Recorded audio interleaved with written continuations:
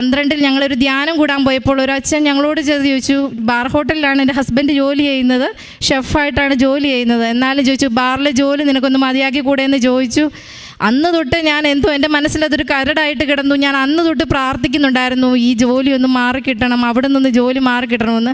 ഇത്രയായില്ല, ഇവിടെ വന്നപ്പം ഇത് ഒരിക്കലും നടക്കാത്തൊരു പ്രാർത്ഥനയല്ലേ, അതുകൊണ്ട് ഇവിടെ ചുമ്മാ ഒന്ന് വെച്ച് നോക്കാമെന്നോർത്തു. എൻ്റെ ഉടമ്പടി പുതുക്കിയപ്പോൾ ഞാനതിവിടെ വെച്ചു. ഞാൻ വീട്ടിൽ ചെന്ന് വണ്ടിയിൽ നിന്ന് ഇറങ്ങുന്നതിന് മുമ്പ് എൻ്റെ ഹസ്ബൻഡ് എന്നെ വിളിച്ച് പറഞ്ഞു, ഇതുപോലെ എനിക്കൊരു റെസ്റ്റോറൻറ്റിൽ നിന്ന് എന്നെ വിളിച്ചിരിക്കുന്നു.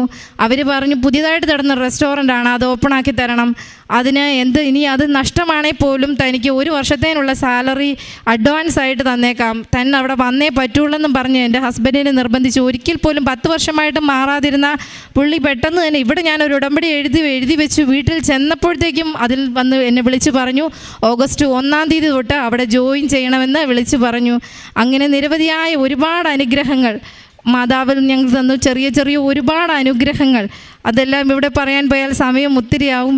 ഈ എല്ലാ അനുഗ്രഹങ്ങളെ ഓർത്ത് പരിശുദ്ധ അമ്മയ്ക്കും തിരുക്കുമാരനും കോടാനുകോടി നന്ദികൾ പറയുന്നു.